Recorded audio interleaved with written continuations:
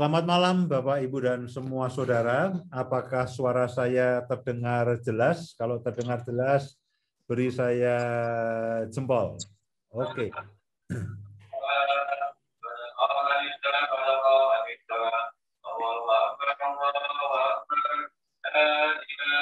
Ya, itu mungkin bisa di-mute. Baik, Bapak, Ibu, dan saudara sekalian, kembali kita akan belajar bersama-sama mengenai kehidupan berkeluarga. Nah, kenapa kita akan banyak berbicara mengenai keluarga? Karena kalau Bapak Ibu perhatikan, kalau saya ditanya, Pak, kenapa keluarga? Apa visi keluarga? Ya, memang kita bisa katakan bahwa kita merindukan keluarga yang bahagia, kita merindukan keluarga yang harmonis, kita merindukan keluarga yang diberkati dan lain sebagainya. Tapi sebetulnya kalau kita mau lihat bahwa visi daripada keluarga itu merupakan visi daripada Tuhan sendiri. Ya. Kalau kita perhatikan di dalam Efesus pasal yang kelima, mulai dari ayat yang ke-22 sampai dengan ayat yang ke-33, itu adalah perikop mengenai kasih yang merupakan dasar, kasih Kristus adalah dasar kehidupan suami dan istri. Dan kalau kita perhatikan pada ayat yang ke-32 dikatakan begini, rahasia ini besar. Rahasia apa? Rahasia hubungan suami istri itu besar. Namun yang aku maksudkan ialah hubungan Kristus dan jemaat. Jadi hubungan suami istri itu memang ajaib, ya, tidak ada satu hubungan antar manusia yang Alkitab itu meteraikan bahwa kamu akan menjadi satu daging, akan menjadi satu. Nah, itu hanya di dalam konteks hubungan suami istri. Bahkan dalam konteks bergereja pun tidak sekuat dalam konteks hubungan suami istri. Nah, Alkitab mengatakan bahwa rahasia ini besar, yaitu rahasia apa? Rahasia hubungan suami istri. Nah, hubungan suami istri itu merupakan gambaran. Yang Yesus maksudkan, yang Paulus maksudkan adalah hubungan antara Kristus dan jemaatnya. Jadi saya sangat percaya bahwa menjelang segala sesuatunya berakhir, itu memang akan terjadi pemulihan dalam segala sesuatunya. Nah, hal yang termasuk prioritas menurut Alkitab, yang prioritas dan yang termasuk utama yang akan dipulihkan adalah pemulihan hubungan suami istri atau pemulihan keluarga. Nah, saya percaya sementara kita akan terus belajar dari satu firman kepada firman yang lain mengenai suami istri, Tuhan akan singkapkan kebenaran-kebenaran dan wahyukan kepada saya dan saudara, sehingga gambaran akan Kristus dan jemaat. Gambaran akan Kristus dan jemaat. Dan itu kan yang salah satu kita rindukan, Kristus sebagai mempelai laki-laki, lalu jemaat sebagai mempelai perempuan, lalu ada perkawinan anak domba, yaitu mempelai laki-laki dan perempuan. Itu merupakan satu impian dari semua orang percaya dan semua gereja Tuhan, bahwa pernikahan anak domba antara Kristus sebagai mempelai laki-laki dan jemaat sebagai mempelai perempuan, itu satu waktu akan terjadi. Nah, sebelum itu terjadi, Tuhan akan pulihkan terlebih dahulu hubungan suami dan istri sehingga ketika pemulihan itu terjadi, pewahyuan itu disingkapkan dan diungkapkan, lalu kita akan mengerti, oh, antara Kristus dan jemaat itu akan seperti ini. Kristus dan jemaat. Kalau dikatakan bahwa suami dan istri itu menjadi satu, apa yang sudah disatukan oleh Tuhan tidak bisa diceraikan oleh manusia, menjadi satu daging. Nah, kita bisa membayangkan bahwa itulah gambaran daripada Kristus dan jemaatnya. Jadi saya bersyukur bahwa sebetulnya kita ini sedang menjalani satu tahapan pemulihan yang Tuhan akan kerjakan dengan luar biasa, karena Tuhan punya kepentingan dengan saya dalam hubungan kita dengan suami atau istri kita masing-masing, Tuhan punya kepentingan karena suami istri itu merupakan gambaran ya dari hubungan Kristus dan jemaatnya. Kalau saudara merasakan Bapak hubungan kami baik-baik saja, saya percaya saudara akan mengalami hubungan yang jauh lebih baik. Nanti Tuhan akan wahyukan, Tuhan singkapkan. Kalau Bapak Ibu punya masalah, Pak, hubungan saya dengan suami, dengan istri kurang baik, saya percaya pemulihan yang daripada Tuhan akan bekerja. Sementara saudara dan saya belajar dari satu firman kepada firman yang lainnya. Saya percaya itu. Kalau saudara mengatakan, Pak, saya sedang mengalami problem besar dalam kehidupan rumah tangga, saya percaya tidak ada yang mustahil. Karena Tuhan sendiri yang menginginkan dan Dia yang menyamakan, ya, mengibaratkan bahwa hubungan suami istri itu seperti hubungan Kristus dan jemaatnya. Padahal hubungan Kristus dan jemaat itu akan menjadi hal yang luar biasa. Itu pernikahan anak domba itu dinantikan oleh Kristus dan dinantikan oleh gerejanya. Saudara bisa membayangkan bahwa itu merupakan hal yang prioritas sekali di dalam kerajaan surga. Karena itulah saya percaya tidak bosan-bosannya kita akan terus belajar mengenai rahasia berkeluarga. Nah, pada malam hari ini kita akan mengambil tema mengenai intim dengan pasangan, intim dengan Tuhan. Intim dengan pasangan, intim dengan Tuhan. Baik, kita akan langsung kepada gambar berikutnya. 1 Petrus pasal yang ketiga, ayat yang ke-7. 1 Petrus pasal yang ketiga, ayat yang ke-7. Demikian juga kamu, hai suami-suami. Kalau Bapak Ibu baca mulai dari ayat yang pertama itu bicara mengenai hubungan suami dan istri. Ya, ada pada ayat yang pertama sampai dengan yang ke-6 itu bicara mengenai bagaimana istri harus tunduk kepada suaminya. Lalu ayat yang ke-7 dikatakan demikian juga kamu, hai suami-suami, hiduplah bijaksana dengan istrimu sebagai kaum yang lebih lemah. Hormatilah mereka sebagai teman pewaris. Dalam terjemahan yang lainnya dikatakan sekutu dari kasih karunia, yaitu kehidupan, supaya doamu jangan terhalang. Pada malam hari ini saya tidak akan mengupas terlalu jauh mengenai bagaimana istri harus tunduk kepada suami.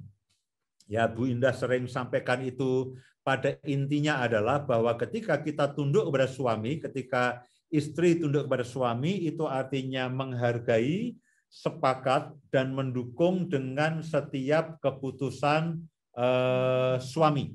Itu arti tunduk. Secara umum arti tunduk itu artinya setuju, sepakat, mendukung akan setiap kebijaksanaan atau setiap keputusan yang diambil oleh suami.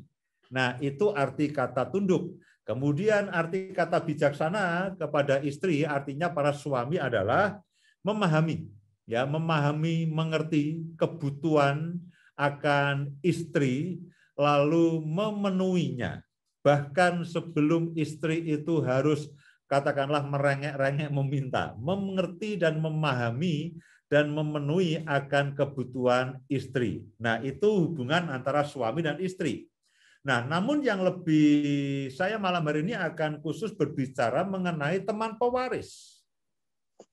Teman pewaris, ya. Mungkin jangan pindah dulu, yang tadi dulu.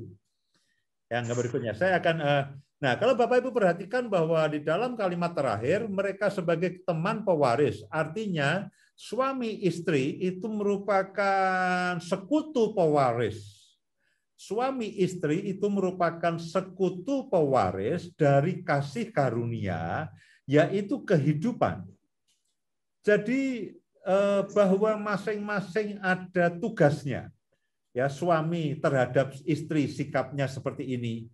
istri terhadap suami sikapnya seperti ini. Nah, tapi pada malam hari ini kita akan fokus, akan coba memahami dan mengerti akan firman yang mengatakan bahwa suami istri itu merupakan sekutu pewaris. Istri maupun merupakan teman pewaris, istri juga perlu suami yang juga merupakan teman pewaris. Jadi suami istri itu merupakan teman pewaris, itu merupakan sekutu pewaris dari kasih karunia Kristus, yaitu kehidupan.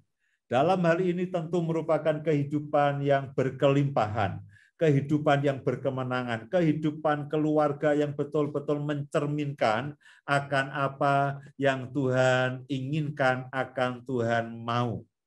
Nah, disinilah Bapak Ibu pentingnya. Kenapa saya ambil tema intim dengan pasangan? Kenapa? Ya, kenapa? Karena pasangan kita itu adalah teman pewaris, sekutu pewaris. Ya. Dan keintiman kita bukan hanya begini. Artinya Pak, saya akur dengan istri kalau sedang makan malam bersama, ya, sedang jalan-jalan. Nah, kita bicara mengenai hal yang rohani.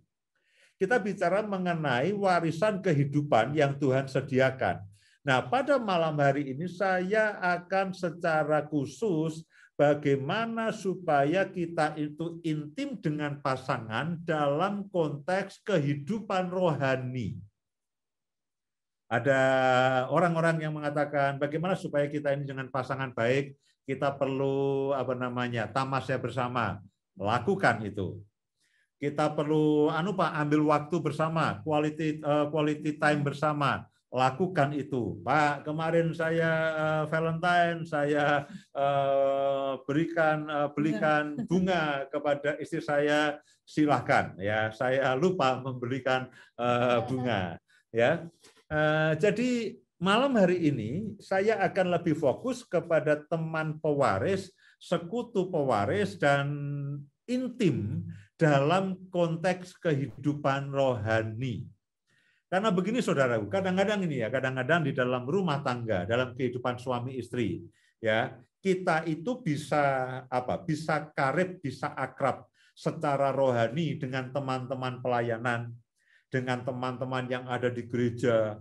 Kita bisa berdoa semalam-malaman, kita bisa berpuasa serentak bersama-sama dengan teman-teman pelayanan, kita bisa komitmen bersama dengan teman-teman pelayanan. Nah, tapi tidak jarang saya menemui bahwa ada orang-orang yang kesulitan ketika mencoba menerapkan kehidupan rohani itu di dalam rumah tangga.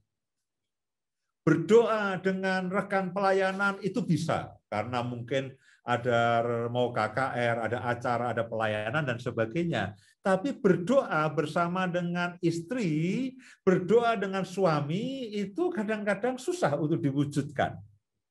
Nah, yang saya maksudkan dengan intim dengan pasangan, intim dengan Tuhan adalah pada akhirnya begini, kita ini memang harus punya kehidupan yang karib, yang intim dengan pasangan, lalu bersama-sama dengan pasangan itu punya hubungan pribadi yang intim dengan Tuhan.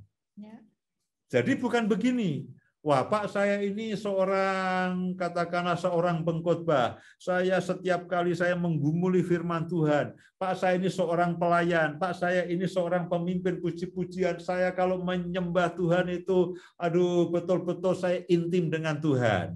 Nah masalahnya adalah apakah kita bisa menyembah bersama-sama dengan istri sama intimnya pada waktu kalau kita sedang melayani, katakanlah di dalam ibadah, di dalam kebaktian, atau di dalam gereja. Kita bisa sharing dengan teman-teman sepersekutuan. Kita bisa sharing dengan teman-teman di dalam komunitas sel. Nah, namun dengan istri kita bisa sharing tentang firman Tuhan.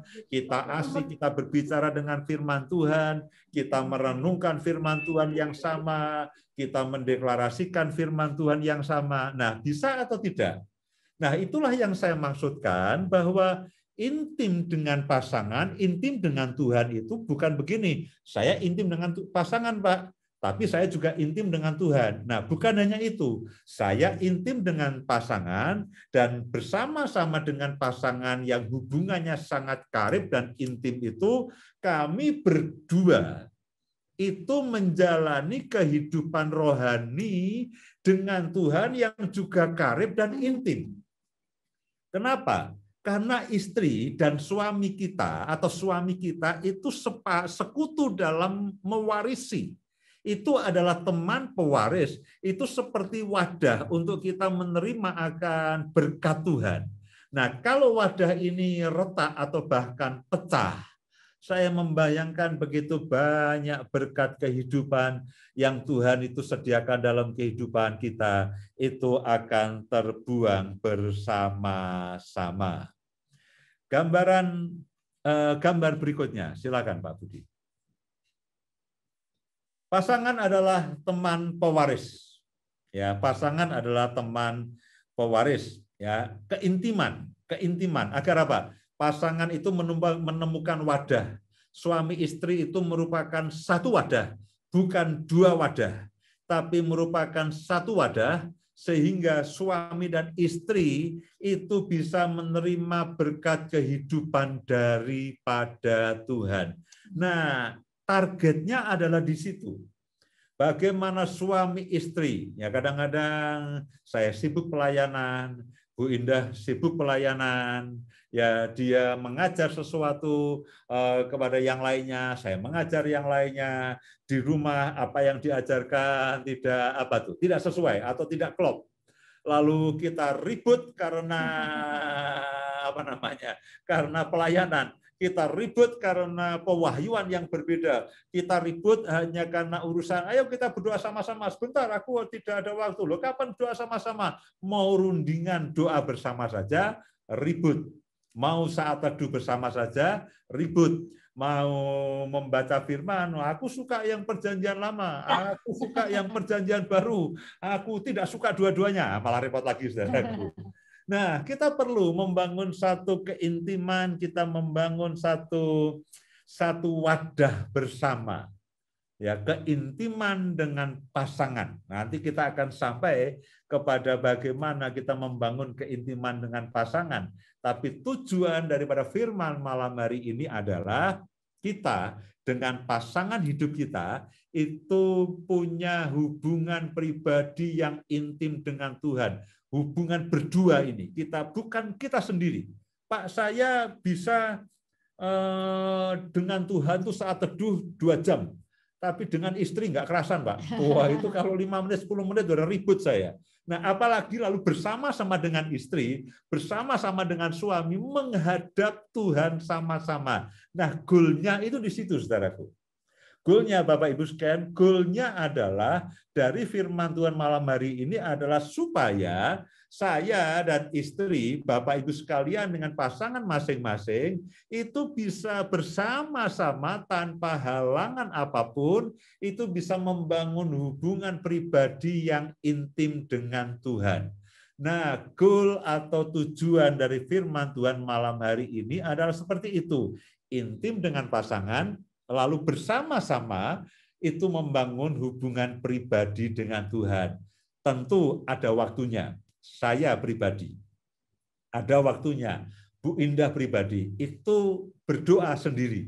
Saya juga katakan, oke, malam hari ini saya mau berdoa sendiri dengan Tuhan. Tapi ada waktu-waktu yang kita set up, kita sepakati bersama, ayo kita berdoa bersama-sama berdua, dan ayo kita berdoa bersama-sama dengan anak-anak. Baik, gambar berikutnya. Pasangan adalah teman pewaris. Nah, perhatikan, mereka bukan lagi 2, tetapi 1. Mereka bukan lagi 2, tetapi 1. Dan Alkitab mengatakan demikianlah mereka bukan lagi 2, melainkan 1. Karena itu, apa yang telah dipersatukan Allah tidak boleh, tidak bisa diceraikan oleh manusia. Nah, Bapak Ibu sekalian dikatakan begini, suami istri, pasangan hidup itu satu wadah. Jadi sejatinya bahwa suami istri itu satu. Ya, satu pikiran, satu pendapat, satu daging, satu jiwa, satu roh. Ya, jangan sampai kita itu begini nih. Kadang-kadang saya dengar, waduh susah, Pak, susah, Bu Indah, suamiku itu kalau diomongnya ngel. Nah, jangan sampai begitu. Ya, artinya suami istri punya mau sendiri-sendiri. Suami berkata tentang istrinya, aduh Pak, suami saya itu orang susah. Suami saya atau istri saya itu orang susah, suami saya itu orang susah, kalau diberitahu tidak bisa, diberitahu tidak mau, menang-menangan sendiri dan sebagainya. Bapak, Ibu, dan semua saudara, maafkan saya. Sejatinya kita dengan suami, dengan istri, itu betul-betul adalah satu pikiran, satu jiwa, satu roh, betul-betul sepakat luar dalam. Itu harus benar-benar menjadi satu. Jangan sampai terpisahkan. Karena Alkitab mengatakan bahwa kita ini bukan dua. Bukan lagi dua, tetapi satu. Nah, salah satu hal yang terus saya sampaikan, saya komunikasikan, baik di dalam rahasia berkeluarga maupun di dalam harmoni keluarga, di dalam acara harmoni keluarga, yang itu akan besok malam, jam 8 malam, lewat YouTube juga, YouTube harmoni keluarga, saya selalu sampaikan bahwa suami istri itu harus satu, bukan dua. Ya, karena kadang-kadang kita mendapati ada suami-suami laki-laki yang lebih karib dengan teman pergaulannya, atau istri yang lebih karib dengan teman pergaulannya ketimbang dengan pasangannya masing-masing. Jadi kita ini bukan dua, tapi kita ini satu. Karena itu sejatinya memang kita ini harus intim. Ya, satu wadah, bukan dua wadah, tapi satu wadah.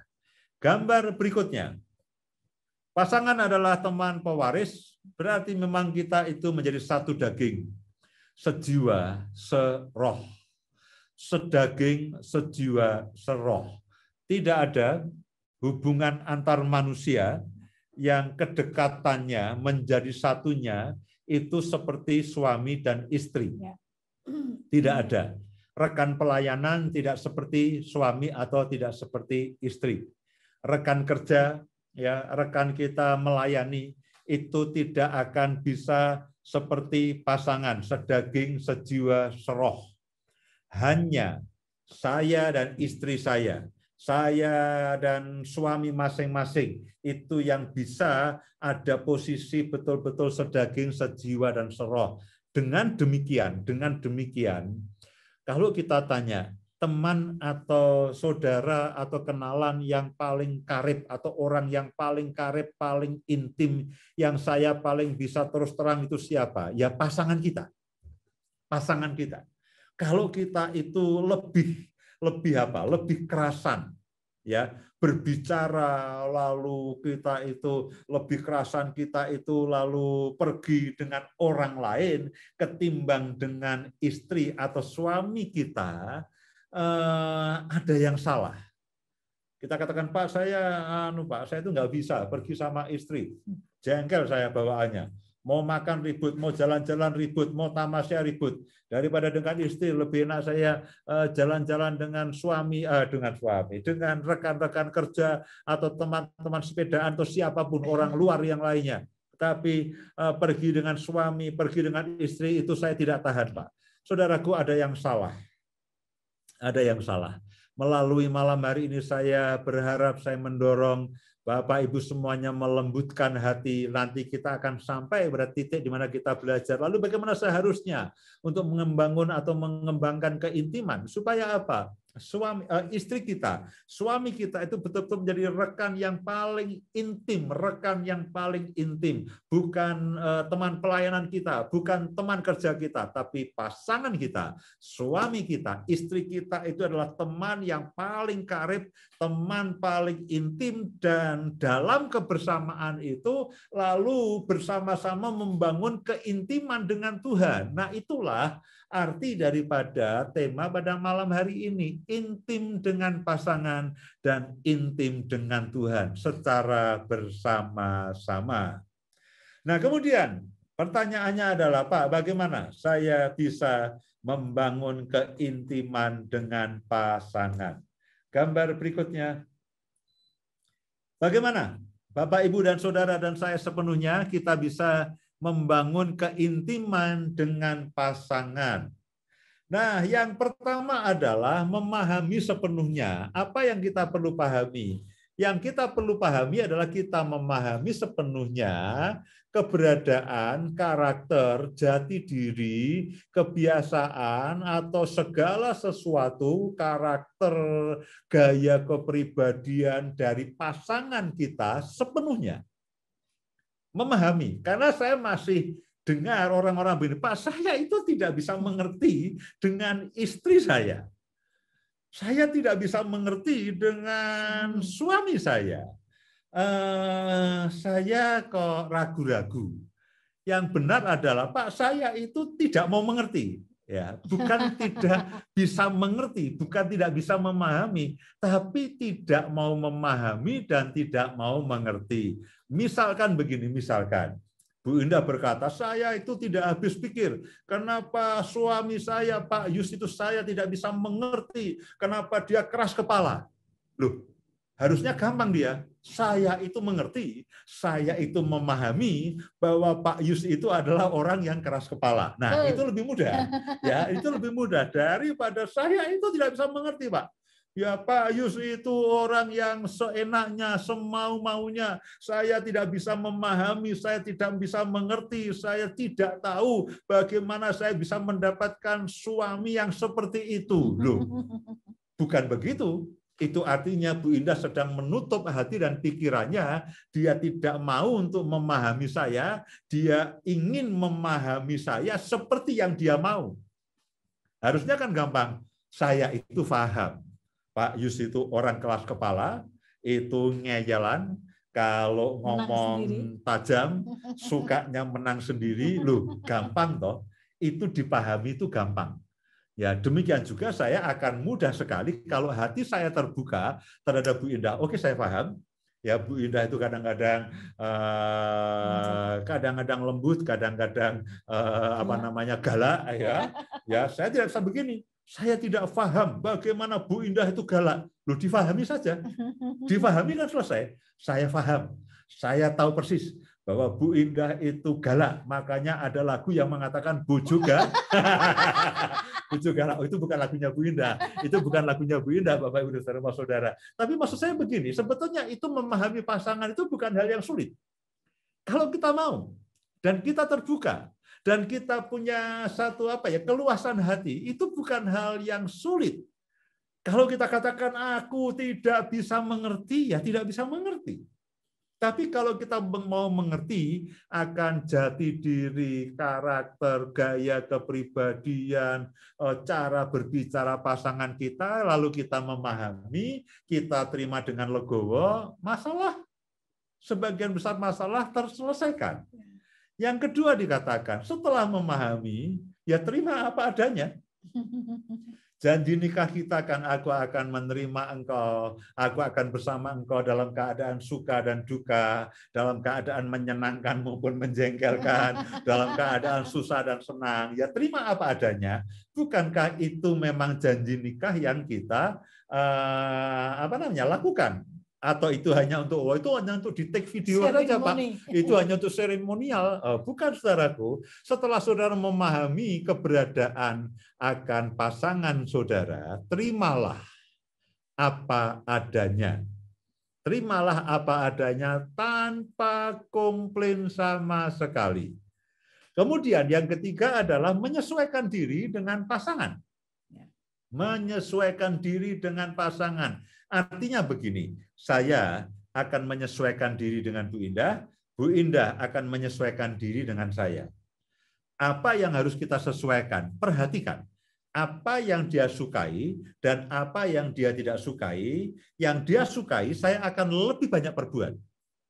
Yang dia tidak sukai, saya akan tidak lakukan atau minimal saya akan makin jarang. Satu contoh begini, dia paling tidak suka kalau saya dari memperingatkan satu kesalahan, lalu ngomel berkepanjangan. Dia tidak suka. Bahwa dia dia salah, saya tegur, dia mau. Ya, mudah-mudahan dia mau dan harus mau. Ya, kalau Bu Indah salah, saya tegur, dia mau. Tapi yang dia tidak suka adalah kalau saya lalu mengulang-ulang, saya terus ngomel berlama-lama, dia tidak mau. Nah, lalu dia mulutnya akan manyun, lama-lama dia akan meledak, dari saya yang marah, akhirnya dia yang marah. Nah, saya tahu itu dia tidak suka. Jadi saya mencoba menahan diri, menyesuaikan diri dengan apa yang dia sukai dan apa yang dia tidak sukai. Kemudian yang keempat adalah komunikasi yang intens. Artinya komunikasi yang terus-menerus dan menyenangkan. Komunikasi yang terus-menerus dan menyenangkan. Nah, memang masalah komunikasi saya sudah bahas di dalam Harmoni Keluarga episode yang lalu, dan besok malam saya juga akan bahas mengenai komunikasi. Tapi pada intinya begini, kalau kita berkomunikasi, keahlian pertama yang perlu kita lakukan adalah keahlian untuk mendengarkan dan memahami apa yang dimaksud oleh pasangan kita. Tujuan komunikasi supaya kita itu sepaham. Istri berbicara, suami mendengarkan sampai selesai, memahami apa yang dimaksudkan oleh istri, sehingga istri dan suami itu satu paham. Jangan begini, mendengarkan untuk membantah, mendengarkan untuk mempersiapkan jawaban. Salah satu keahlian terbesar dan keahlian tersulit yang Bapak Ibu harus pelajari supaya komunikasi dengan pasangan itu intens, artinya terus-menerus dan menyenangkan, adalah kemampuan untuk mendengarkan, menjaga untuk mendengarkan, menahan diri untuk mendengarkan, lalu mencoba terus memahami dari apa yang terucapkan, yang tersurat maupun yang tersirat, dari bahasa mukanya maupun bahasa wajahnya, bahasa tubuhnya, kita mencoba memahami apa yang dimaksudkan oleh istri atau suami kita. Nah, itu merupakan keahlian komunikasi yang tersulit dan terbesar, yaitu kemampuan untuk mendengar sampai paham. Bukan mendengar untuk mencari celah lalu membantah. Nah, itu mendengarkan. Lalu berbicara. Ya, kita mengungkapkan apa yang kita sampaikan ya dengan baik, bukan dengan tuduhan. Pilihan kata-kata kita akan menolong. Ya, saya harus belajar memilih kata-kata yang bijak kepada Bu Indah. Saya dulu sukanya menggunakan kata-kata yang tajam, ya tajam terpercaya, ya seperti koran, ya tajam. Nah, tapi dia tidak suka. Nah, saya belajar kalau saya berbicara, saya harus berbicara memakai kata-kata yang baik, yang enak didengar. Jangan ditambahi dengan emosi. Sebelum kita berbicara, pastikan hati kita itu baik. Jangan berbicara pada waktu jengkel.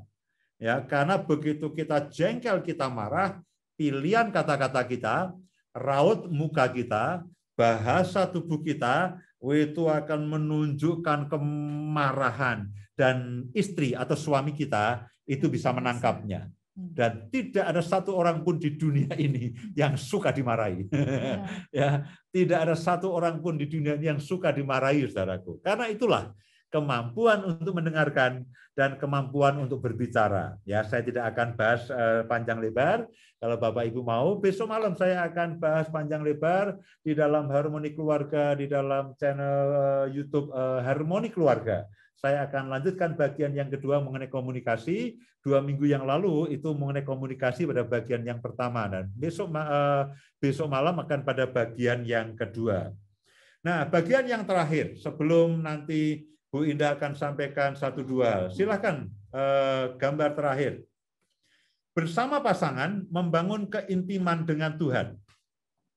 Kalau tadi kita bagaimana membangun keintiman dengan pasangan, ya tadi ada memahami, menerima, menyesuaikan diri dengan pasangan dan komunikasi yang intens. Nah, pada bagian yang terakhir, pada slide yang terakhir ini adalah bersama pasangan yang sudah sangat intim, yang tidak ada konflik apa-apa, lalu bersama-sama membangun keintiman dengan Tuhan.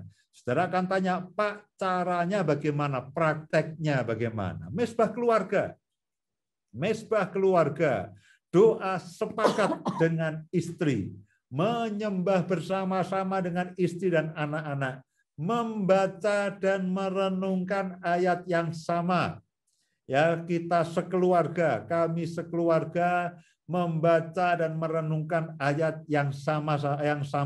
Nah, mesbah keluarga, doa sepakat, menyembah bersama, saya mendorong Bapak Ibu untuk menyusunnya dalam waktu 1 minggu, mesbah keluarga berapa kali, doa sepakat berapa kali, silakan. Ya, silakan masing-masing mensepakati. Ya, ada yang mesbah keluarga tiap malam, puji Tuhan.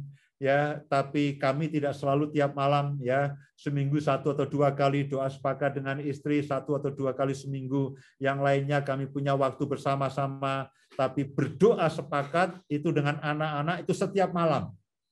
Ya, jadi setiap keluarga punya pengaturan waktu masing-masing. Silahkan.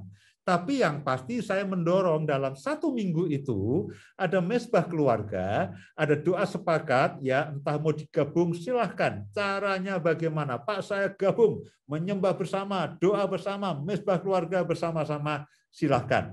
Ya, kami membaginya dalam beberapa, ya ada waktunya kami mesbah keluarga berempat dengan anak-anak, ada waktunya saya doa sepakat dengan Bu Indah, ada waktunya kita bersama-sama kita membaca dan merenungkan ayat yang sama. Nah, yang pertama adalah memprioritaskan waktu dengan pasangan atau keluarga. Karena kadang-kadang, Pak, kami kesulitan waktu. Semua kita punya waktu yang sama. 7 hari seminggu, 24 jam sehari.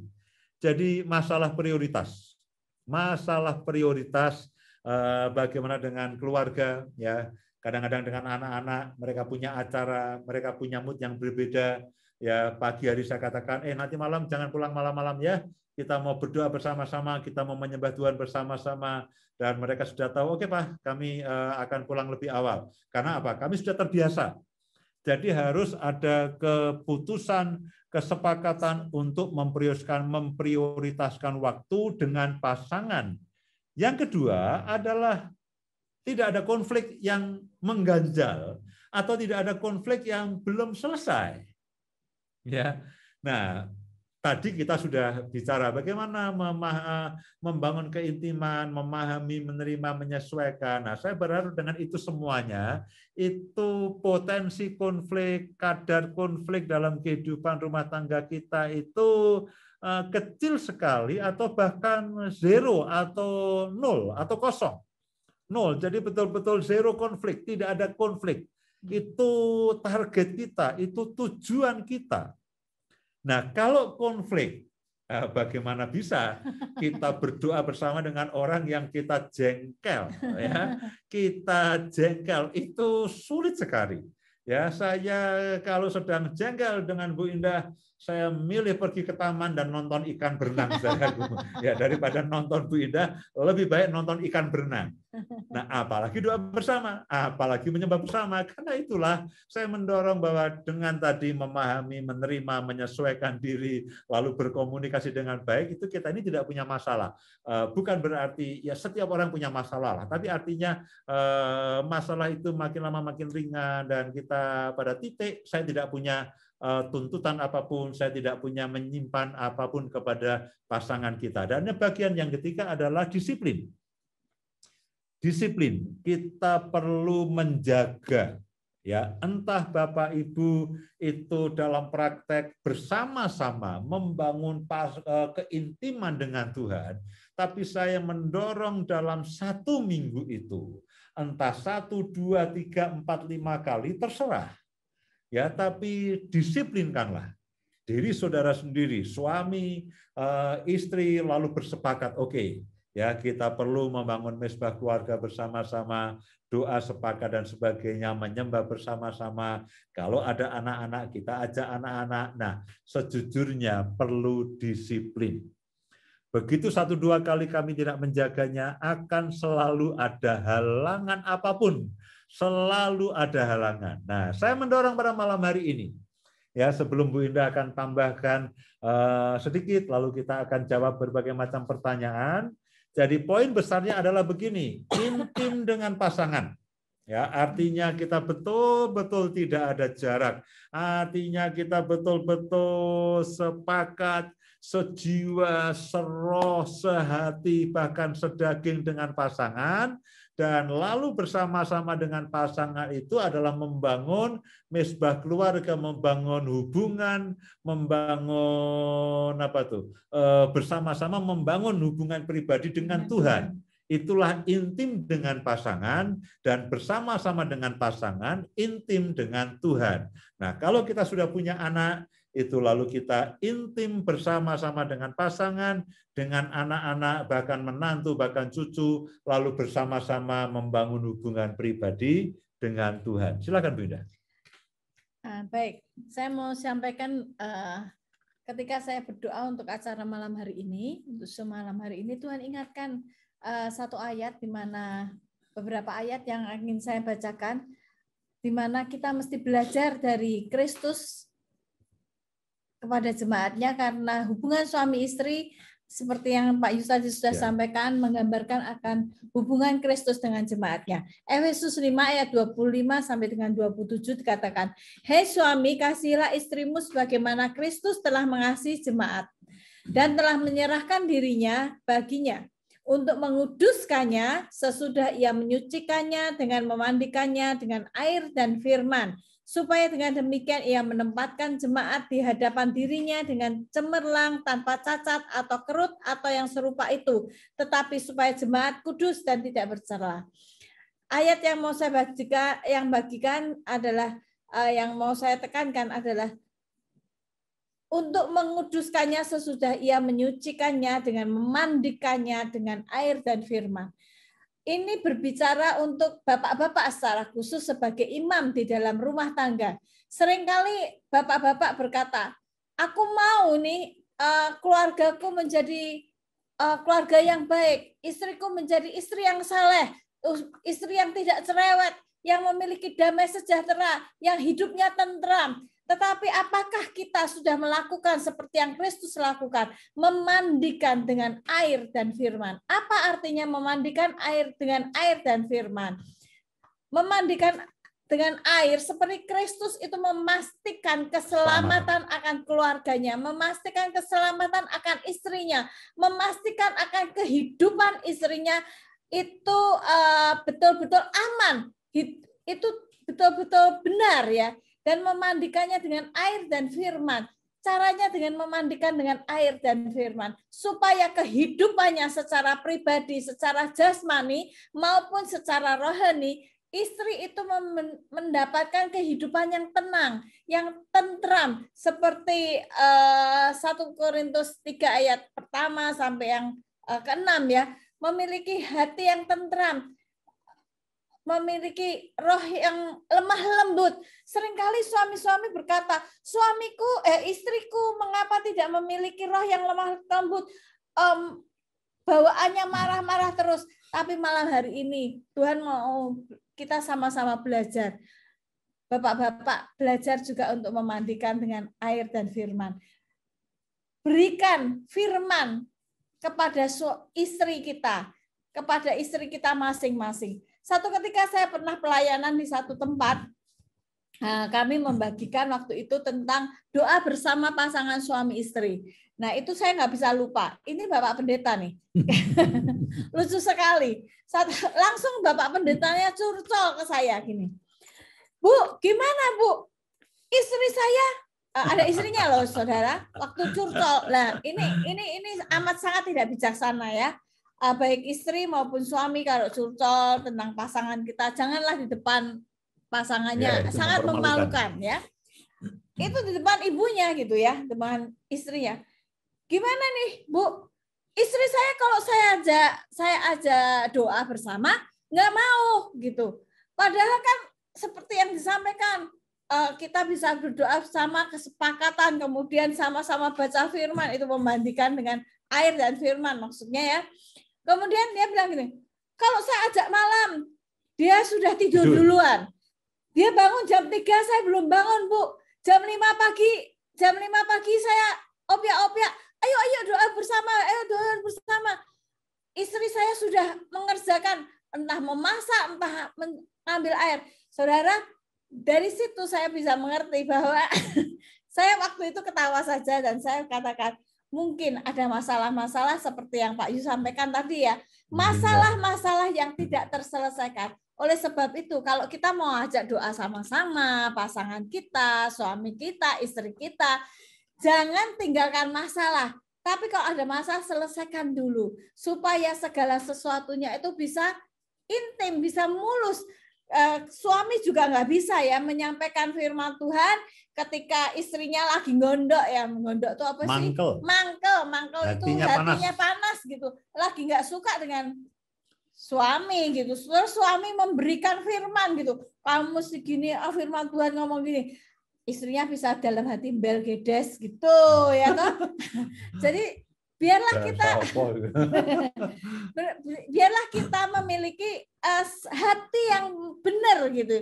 Satu dengan yang lain, milikilah hati yang benar terlebih dahulu, dan seperti yang kita belajar dari Kristus untuk memandikan pasangan kita, istri kita ya, secara khusus bapak-bapak dengan air dan firman. Itu saja yang mau saya tambahkan.